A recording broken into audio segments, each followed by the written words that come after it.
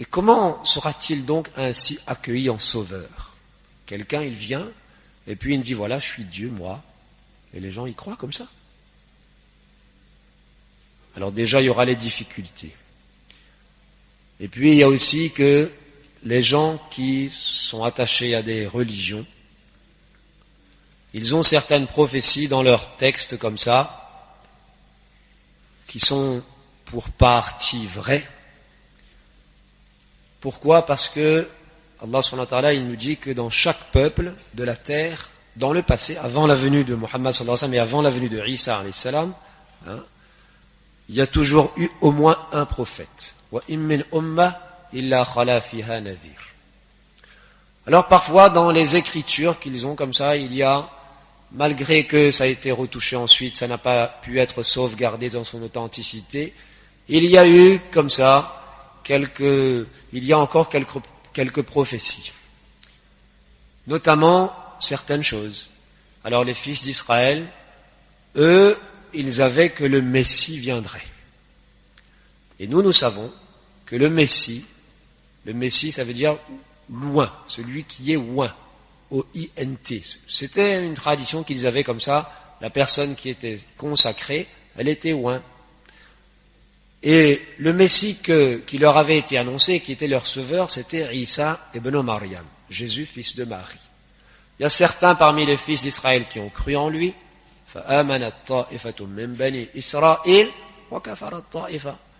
Et il y a une grande partie comme ça, et n'ont pas cru. Et ils continuent d'attendre le Messie. Et Dajjal va les tromper.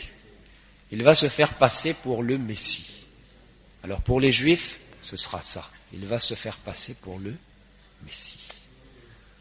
Chez les hindous, il y a une prophétie relative au Kalki, avatar. Alors si vous écoutez les conférences de Dr Zakir Naik, vous allez voir que lui, qui a accès à ça en sanskrit, vous connaissez Dr Zakir Naik, il est à Bombay là-bas, lui il dit que le Kalki avatar c'était Muhammad sallallahu alayhi wa sallam. C'est possible. C'est possible. Mais toujours est-il que ceux qui n'ont pas cru en Muhammad sallallahu alayhi wa sallam comme étant Kalki avatar, ils vont croire en Dajjal comme étant le Kalki avatar. C'est quoi un avatar? Chez les hindous, il y a cette croyance-là qu'il y a le Dieu suprême. Eux, ils ne croient pas que c'est une personne, mais c'est un principe. Et ils l'appellent Param Atma. Nous, on sait que c'est une dhat, c'est Allah subhanahu wa ta'ala. Eux, le Dieu suprême, ils croient que c'est un principe. Et puis, il y a trois dieux là de la Trimurti, comme ils disent. Il y a Brahma, Vishnu et Shiva. Et puis, ils croient que Vishnu, c'est le continuateur. Et puis, ils ont cette croyance-là, alors, bien sûr, qui n'a été enseignée par aucun prophète, c'est une croyance que nous savons être fausse. Mais ils croient que Vishnu, il descend sur terre chaque fois qu'il y a un grave problème. Sous une forme humaine, ils appellent ça un avatar. Et d'ailleurs, je suis sûr que ce mot-là vous dit quelque chose parce qu'il y a un film qui s'appelle comme ça. Et c'est de là que ceux qui sont d'avis qu'il y a des agents de Dajjal qui sont là et qui travaillent à conditionner l'humanité tout entière et à la préparer à la venue de Dajjal, eux, ils se fondent notamment sur ce genre de choses que, regardez, il y a un film qui s'appelle Avatar. Et lorsqu'il viendra, il y a des gens qui vont le prendre pour l'avatar de Vishnu. Alors ils disent, dans leur croyance, il y a qu'en tout, dans l'histoire de l'humanité, Vishnu, il doit venir sous forme d'avatar sur terre 10 fois. 9 fois il est déjà venu, il reste seulement la 10e. Et lors de la 10e fois, il viendra instaurer un nouveau cycle et purifier le monde corrompu. Alors si vous regardez, il n'y aura plus à manger. Et actuellement, il y a la pollution, il y aura des guerres, il y aura des épidémies. Et lui, il viendra avec son ordre là, eh bien il y a de fortes chances qu'ils vont dire oui, c'est lui. Pour les bouddhistes, c'est pareil pour le maître Ya. Alors de nouveau, Dr Zakir Naik, il pense que c'était Muhammad sallallahu alayhi wa sallam qui leur avait été annoncé dans leurs écritures, une part de cette écriture-là qu'ils ont dû hériter d'un authentique prophète de Dieu qui était passé chez eux. Il y a de cela remonte à la nuit des temps. Mais ceux qui n'ont pas cru que c'était Muhammad sallallahu alayhi wa sallam, eh bien ils vont croire en Dajjal. Alors comme ça, il fera une tournée mondiale et il passera partout. Dans un hadith, il y a qu'il sera monté sur un âne entre les deux oreilles de qui? duquel il y aura 40 coudées. Une coudée, c'est un dhira, c'est depuis là jusque là. Alors certains ulama, ils ont pris ça au sens ala dhahirihi, et ils ont dit il y aura vraiment un âne, il sera bizarre. Alors certains ulama, ils ont même trouvé quelque chose là, ils ont dit que c'était une annonciation des manipulations génétiques, et il y aura un âne fantastique comme ça avec entre les deux oreilles 40 coudées, ça fait beaucoup quand même, hein, ça fait 60 cm une coudée, donc 60 cm fois 40, ça nous donne quand même 24 mètres. Ouais. Et puis il y a d'autres ulama, ils ont dit non, c'est une isti'ara, ça c'est une métaphore, c'est une métonymie, appelez ça comme vous voulez, majaz mursal ou isti'ara, c'est juste pour décrire le moyen de locomotion du futur. Et certains actuellement ils disent, tu peux te demander si ce ne sera pas une soucoupe volante antigravitationnelle. Certains ils pensent que c'est un... Là, il y a Mufti Abou Loubaba qui a un livre sur le sujet, là je l'ai emmené, c'est dans le sac, et lui il pense que ce sera une espèce d'avion très rapide et qui lui servira à se déplacer comme ça, arriver, et hop. Il partira en tournée mondiale. Il entrera partout. Dans un hadith, il y a que lorsqu'il sera près de Médine, on va y revenir dans un instant, il va camper à un endroit comme ça. Dans ce hadith-là, c'est précisé. Alors là, j'espère que les sœurs, elles ne vont pas m'en vouloir. Puis pour ce que je veux dire, c'est pas moi qui l'ai dit, c'est Rasulullah sallallahu alayhi wa sallam, qu'il y aura le musulman là, il va retenir les femmes de sa maisonnée pour qu'elles aillent pas auprès de Dajjal. Il va retenir son épouse, il va retenir sa sœur, et il y a mention comme ça quand il va passer partout, tellement ce sera difficile. Il viendra à Médine. Le prophète sallallahu alayhi wa sallam a précisé, il viendra depuis l'Est. Alors j'ai emmené une carte comme ça, j'en ai même deux là. On ne sait pas dans quel sens il va faire sa tournée mondiale. Là ici vous avez l'Arabie, il viendra depuis l'Est et il viendra à Médine, depuis l'Est. Et il tentera d'entrer aussi à Médine. Le hadith précise même, ça ce sont des choses que Rasulullah sallallahu alayhi wa sallam lui a montré. Il n'est pas alimul ghaib. Allah subhanahu wa ta'ala, il connaît l'invisible. Mais il y a des choses du ghaib, de l'invisible, que Allah subhanahu wa ta'ala, il a montré à Rasulullah sallallahu alayhi wa sallam, alimul ghaib, fala yuzhiru ala ghaibihi ahadan illa man irtada min rasul. Bref. Il va venir là-bas, et lorsqu'il va monter sur le mont Uhud, tout le monde connaît, c'est au nord, il va dire à ses partisans, parce qu'il y aura tous ses partisans avec lui, vous voyez le palais blanc là-bas? Alors c'est remarquable, dans le hadith c'est écrit ça. Ala tarawna ila hadha al-qasr al-abyad. Vous voyez ce palais blanc là-bas? Hadha masjidu Ahmad. C'est la mosquée de Mohammed. La mosquée à l'époque elle était petite, aujourd'hui elle est grande. Et il va essayer d'entrer à Médine. Mais le prophète sallallahu alayhi wa sallam a précisé qu'il y aura 7 voies, il y aura 7 chemins menant à Médine, et lorsqu'il va vouloir entrer, il va se heurter à des anges. Parce qu'il faut savoir que Dajjal, ces prodiges qu'il va réaliser, pour partie, ce sera de la technologie. Une technologie très très avancée. Au-delà de tout ce que nous assis ici aujourd'hui, on peut imaginer. Et ce sera aussi un grand sorcier. Il travaillera avec des diables, avec des djinns sataniques. Il y aura des gens devant qui il passera, je reviens un petit peu en arrière, et puis pour les convaincre, il va ressusciter ses parents, les parents de cette personne-là, qui vont lui dire, oui, c'est lui Dieu, crois en lui. Ce ne seront pas les parents défunts de cette personne, ce seront des djinns sataniques qui auront pris l'apparence. Ceci nous montre combien il est mauvais d'aller tremper dans la sorcellerie. Combien il est mauvais de faire jeter des sorts sur autrui. Quand celui qui n'aura pas de relation avec Allah subhanahu wa ta'ala suffisamment approfondie, lui, il va tomber dans le piège de Dajjal, mais que dire de celui qui se sera adonné à ce genre de choses, et qui lui ensuite il retrouvera ce genre de djinn satanique? Qu'est-ce que ça va faire? Alors lorsque Dajjal il va vouloir entrer, il y aura des anges qui vont l'accueillir avec une épée, un sabre dégainé, alors bien sûr dans cette dimension-là, mais puisque lui il est homme, moitié ici, et il a des affinités avec l'autre dimension là-bas, ce seront les forces du bien, les anges qui l'empêcheront d'entrer à Médine. Et alors il va camper dans un endroit là-bas, une terre saline, a dit le prophète sallallahu alayhi wa sallam. Et là, ce jour-là, il y aura un homme, un jeune homme, qui va sortir de Médine et qui va dire, je veux rencontrer, il va aller auprès des partisans, il y aura des gardes et tout, il y aura tout un protocole, bien sûr, rendez-vous compte, eux, ils seront persuadés que ça c'est Dieu en personne qui est venu sur terre.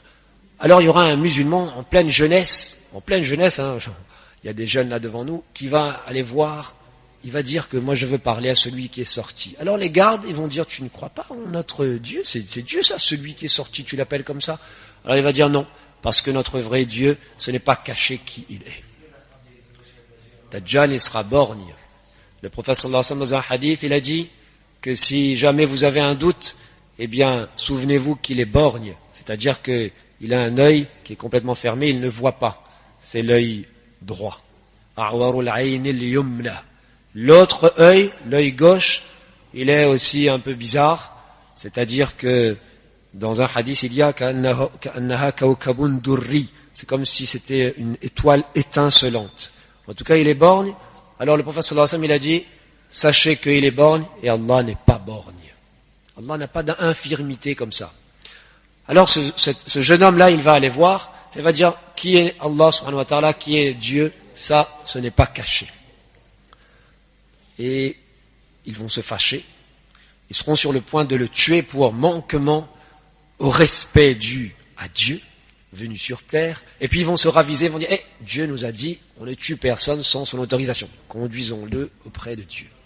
Et puis lorsqu'il va aller là-bas, tout d'un coup il va crier devant tout le monde, pas crier, il va annoncer à voix haute, ô les gens, ô l'humanité, je témoigne que c'est lui le trompeur. Dajjal, ça veut dire le trompeur. Ça vient de Dajjala, qui veut dire tartiya, recouvrir. On dit Dajjal to safe, j'ai recouvert l'épée. On fait une dorure sur une épée, on dit Dajjal to safe. Pourquoi? Parce que c'est faux. Il se prétendra Dieu alors qu'il n'est pas Dieu. Il va enjoliver toute chose comme ça, il va se faire aider par des diables, il va prétendre qu'il est un homme saint, alors qu'il se fait aider par des diables, il va se faire passer pour le Messie alors qu'il ne l'est pas, il va se faire passer pour le Kalki Avadra, il ne l'est pas, il va se faire passer pour le Maître Ya, il ne l'est pas. Alors, je témoigne, va dire ce jeune homme, que c'est lui le trompeur dont le prophète sallallahu alayhi wa sallam avait parlé. À ces mots, Dajjal sera fou de rage, il va dire, attrapez-le, attachez-le, frappez-le. Il sera frappé jusqu'à être blessé. Et ensuite, il va dire à ses partisans, si je le tue, je tue cet homme-là, et ensuite je le ressuscite devant vous, est-ce que vous aurez encore un doute? Alors ces gens-là vont dire non. Ils voudront dire que déjà nous n'avions pas de doute, mais on sera encore plus convaincus que c'est toi, Dieu. Et c'est ce que Dajjal va faire. Il va le scier en deux, et ensuite il va lui dire, lève-toi. Et cet homme-là qui était mort, scié en deux, il va se relever. Et à la grande stupéfaction de tout le monde, cet homme-là va proclamer à Dajjal, je suis encore plus convaincu que c'est toi le trompeur. Tellement lui, il aura de la conviction. Tellement lui, il aura de la certitude. Normalement, la règle générale, on l'avait dit tout à l'heure, c'est de ne pas approcher le Dajjal. De s'éloigner de lui le plus possible, parce que les doutes qu'il va susciter seraient capables d'égarer le commun des mortels. Mais cet homme-là, Wallahu alam, ce ne sera pas un commun des mortels. Ce sera quelqu'un exceptionnel. Un jeune homme pourtant. Et là, Dajjal va essayer de le tuer. Alors on avait dit tout à l'heure qu'il ne fait pas de contrainte. Là, ce n'est pas une contrainte. C'est simplement qu'il a été fâché que devant lui, devant ses partisans, on l'a dénoncé comme ça. De même, il aura une armée avec des armes bien réelles. Mais cette armée-là, elle ne sera pas, elle sera là-bas. Elle sera à Sham, dans la carte là. Ce sera soit à Jérusalem et aux alentours de Jérusalem, soit un petit peu plus haut, dans la vallée du Jourdain. Justement, de Médine, où est arrivé cet incident à Dajjal, il y a eu un couac, puisqu'il voulait le tuer. Il ne peut même plus le tuer. Il était en quelque sorte ridiculisé devant ses partisans, devant ceux qui croyaient en lui. Dajjal va partir pour la région de Sham. Alors, j'ai fait une petite recherche dans les hadiths. On a trouvé qu'il y a deux types de hadiths. Il y en a un qui parle de Baytul Maqdis. Il y a certains hadiths qui parlent de Baytul Maqdis, Jérusalem. C'est là-bas que Dajjal il va assiéger un groupe de musulmans. Ce groupe de musulmans-là sera conduit par Al-Mahdi. Parce que, faut-il vous le dire, Al-Mahdi sera apparu bien avant la sortie de Dajjal. On n'en a pas parlé aujourd'hui. et ils seront dirigés par Al-Mahdi. Ils se trouveront à Jérusalem. Et il y a un autre groupe de hadiths qui parle d'un endroit qui s'appelle Afiq, près de Batnul Urdun. Alors Afiq, on a fait quelques recherches, on a trouvé que c'est pas trop loin du lac Tibériade. Donc c'est plus là-bas, c'est actuellement en Syrie, dans le plateau du Golan. Afiq. Et justement, alors vous pouvez peut-être pas très bien voir, là on va faire passer la carte tout à l'heure. Afiq, c'est là, ça n'apparaît pas sur la carte, mais la vallée du Jourdain, c'est un petit peu à côté ici. Et le prophète sallallahu alayhi wa sallam de dire que tous ceux qui seront résistants à Dajjal, c'est-à-dire à l'armée de Dajjal, parce qu'il aura laissé une armée aussi en tournée mondiale, il sera parti comme quelqu'un de bon, de charitable, mais il aura une armée, pourquoi? Parce qu'il y a des musulmans qui vont résister militairement à son avancée là-bas, à Jérusalem. Pourquoi Jérusalem? Parce que s'il se fait passer pour le Messie, c'est qu'il voudra détruire Al-Masjid al-Aqsa et la mosquée du Dôme qui se trouve sur l'esplanade des mosquées pour pouvoir y bâtir son temple à lui. Alors, dans certains hadiths, il y a ça, dans d'autres hadiths, il y a que ce sera dans la vallée du Jourdain. Alors, je n'ai pas réussi à trouver qu'est-ce que des ulama spécialistes des hadiths ont dit. Je cite donc les deux hadiths, et là il va assiéger ce groupe de musulmans conduit par Al-Mahdi, et le siège sera très éprouvant. Le prophète sallallahu alayhi wa sallam a évoqué une nouvelle fois la faim. Ils auront extrêmement faim. Il n'y aura rien. Alors, on pense à ce moment-là où il y aura le monde entier qui retiendra son souffle pour l'apothéose finale, l'entrée du Messie, comme ça qu'ils vont l'appeler, sur l'esplanade des mosquées, et où il y a un groupe. Alors, ne nous faisons pas d'illusions, ce groupe-là, il sera traité de tous les noms. Si les médias existent encore à ce moment-là, ce seront des fanatiques, intégristes, barbus, n'ayant rien compris à l'avancée du monde, et étant opposés même à la venue de Dieu et à la venue du Messie sur terre, et conduits par un fanatique du nom de Mehdi. Et eux, ils sauront que nous sommes sur la vérité. Un petit groupe qui sera resté là-bas. Le prophète sallallahu alayhi wa sallam a dit qu'une nuit, après un siège très éprouvant, il fera très sombre, et le Mahdi avec les siens vont dire, on va en finir. Demain matin, on va tenter le tout pour le tout, et si ça réussit, alhamdulillah, si ça ne réussit pas, eh bien, nous partirons auprès d'Allah subhanahu wa ta'ala en ayant rempli notre devoir. C'est à peu près les mots qu'ils prononceront et qui figurent dans le hadith qui est dans le livre. Et c'est à ce moment-là, alors qu'ils seront sur le point de faire la salat au subh, qu'on aura prononcé la iqama. Vous connaissez la iqama juste avant la salat. On aura prononcé la salat, la iqama, pardon, et c'est là que Isa ibn Maryam, il va redescendre. De nouveau, dans certains hadiths, celui de An-Nawas ibn Sam'an, vous trouvez qu'il va descendre à Damas, à l'est de Damas. C'est le hadith le plus connu. Dans un autre hadith, c'est écrit, il va descendre à Baytul Maqdis. S'ils se trouveront alors sur l'esplanade des mosquées, eh ben on pense que ce sera à Baytul Maqdis directement. C'est l'esplanade des mosquées. Et Mullah Ali Qari, dans Mirqatul Mafatih, il a donné préférence personnellement, lui, au deuxième hadith. C'est à Jérusalem qu'il redescendra. Isa ibn Maryam. Et à ce moment-là, ils vont leur demander, qui es-tu toi? Il va dire, je suis Jésus, fils de Marie.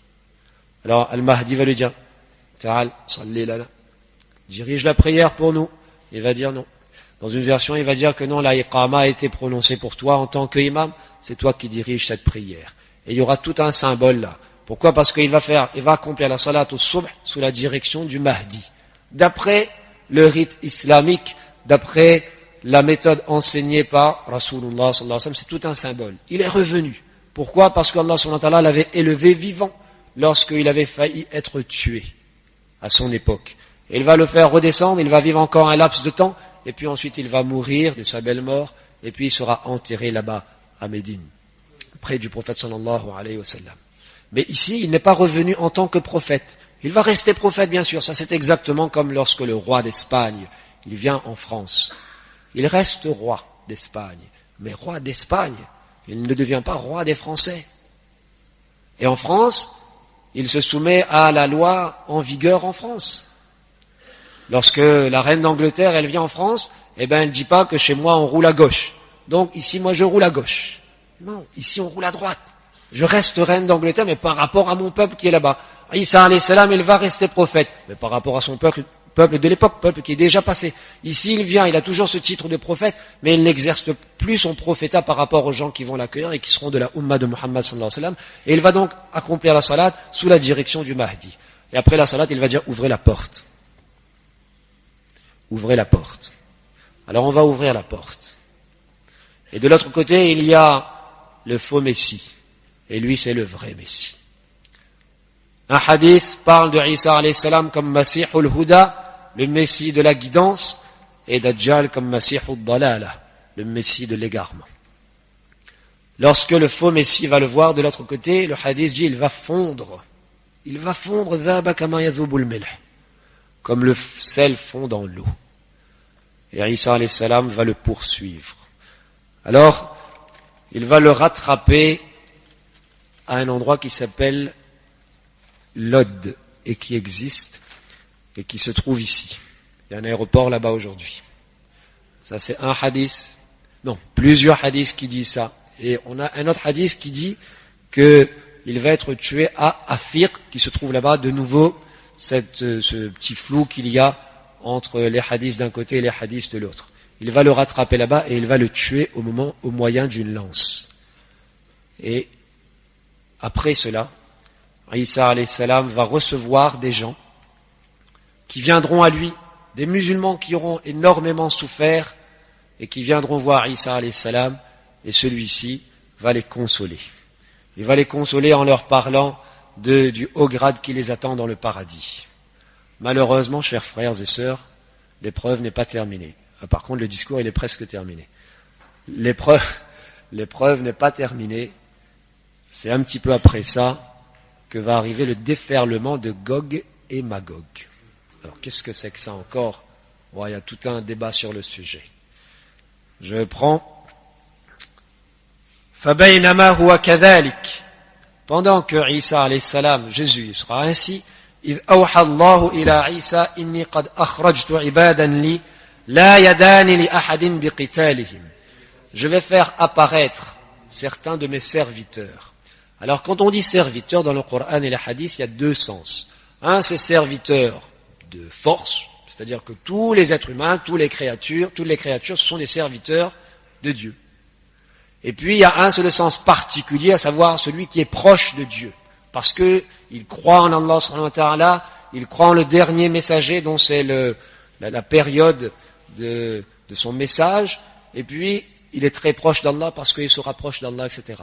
Ici, ce n'est pas dans le second sens, c'est dans le premier sens. Des serviteurs, ça veut dire des créatures.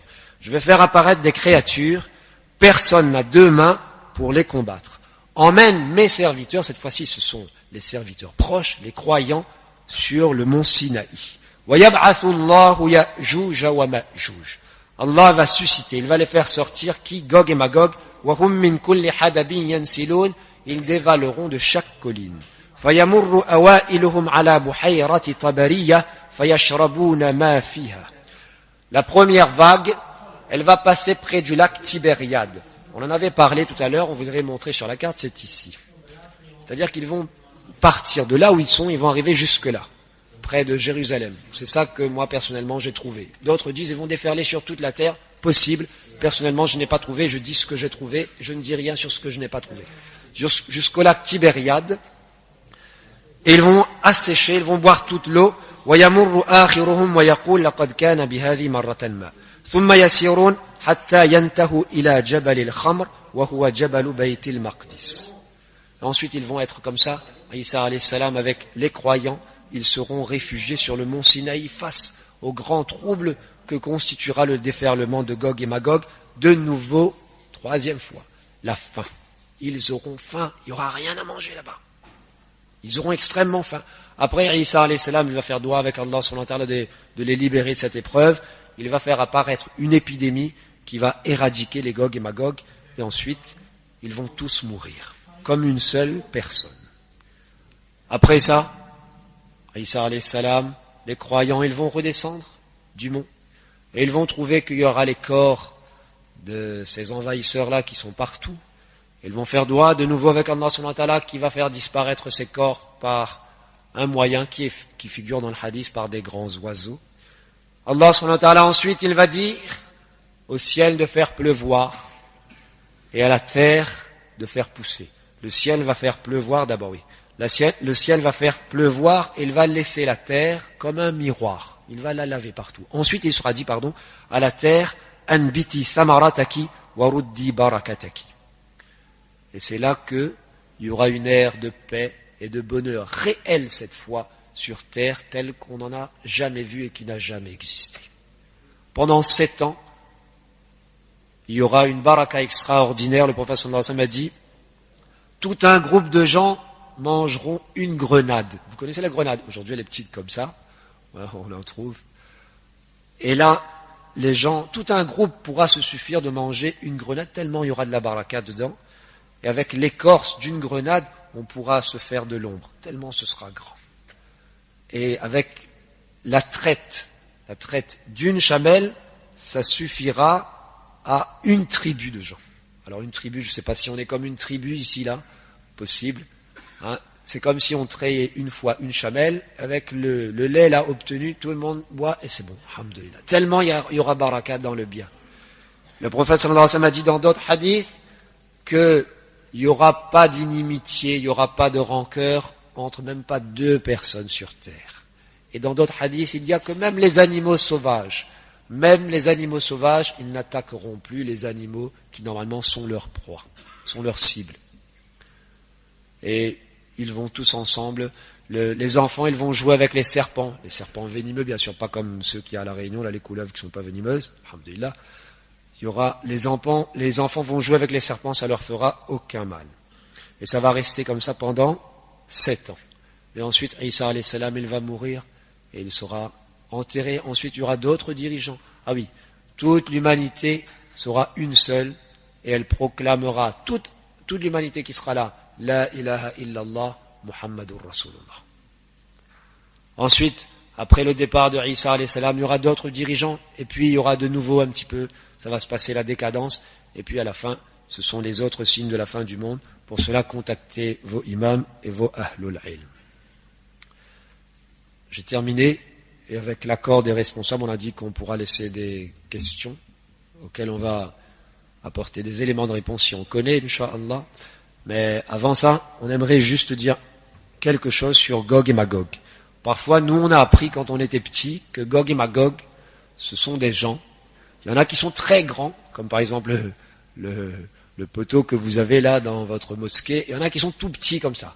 Il y en a, ils ont des oreilles très larges et ils peuvent utiliser une oreille comme oreiller et l'autre oreille comme couverture. On a appris ça, oui ou non? Oui, on a appris. Eh bien, Ibn Kathir et Maulana Hifzur Rahman Sewharoui, parmi tant d'autres ulama, ils ont exposé que ça, il n'y a pas ça dans les hadiths. Ça, ce sont des choses comme ça, un petit peu du folklore. Donc, ce sont des êtres humains tout à fait normaux. Alors, qui sont-ils? Ça, on ne sait pas. Ya'juj wa Ma'juj, ils sont mentionnés dans 2 versets du Coran. Un dans Suratul Kahf, dont on avait parlé tout à l'heure. C'est à la fin, avec Dhul Qarnayn. Lorsque Dhul Qarnayn, il est allé comme ça, dans une direction, il s'agit apparemment du nord, il a rencontré des gens qui lui ont dit, Ya Dhul Qarnayn, il y a ça, Ya Dhul Qarnayn, oui. Inna Ya'juj wa Ma'juj mufsiduna fil ard. Gog et Magog ravagent la terre. Fahal naj'alu laka kharjan ala an taj'ala baynana wa baynahum sadda? Est-ce que tu ne voudrais pas qu'on te donne un salaire, on te donne une rétribution financière pour que tu bâtisses une muraille entre nous et eux? Et dans la suite du récit, on voit que Dhul Qarnayn, il décline leur proposition, il leur dit ce qu'Allah m'a donné, c'est mieux, ça me suffit. Et ensuite, il bâtit une grande muraille, à la suite de laquelle, à la suite de quoi Allah subhanahu wa ta'ala, il dit فَمَسْتَعُوا أَنْ يَظْهَرُوهُ وَمَسْتَطَعُوا لَهُ نَقْبًا. Ils ne purent pas escalader, Gog et Magog, ils ne purent pas escalader la muraille, ils ne purent pas y faire une brèche, c'est-à-dire un trou non plus. Ça c'est mentionné ici. Après, dans un hadith très authentique, rapporté par Al-Bukhari et Muslim, il y a qu'un jour, le prophète sallallahu alayhi wa sallam, dans une version, il y a qu'il était endormi, et puis il s'est réveillé en sursaut, comme ça, il a dit, La ilaha illallah, ويل للعرب من شر قد اقترب فتح اليوم من ردم يأجوج ومأجوج مثل هذه وحلق بإصبعه. Il s'est réveillé, apeuré, en disant La ilaha illallah, malheur aux Arabes, à cause du malheur qui s'est rapproché aujourd'hui dans la muraille de Gog et Magog, il y a eu un petit trou comme ça. Et il a fait un signe de ses doigts. Ça, c'est une deuxième. Et puis, il y a le deuxième verset là-bas qui fait une troisième référence ici, celui de Suratul Anbiya qui parle du déferlement de Gog et Magog avant la fin des temps et qui reprend le mot qui figure dans le hadith qu'on a cité tout à l'heure, min kulli hadabin yansilun.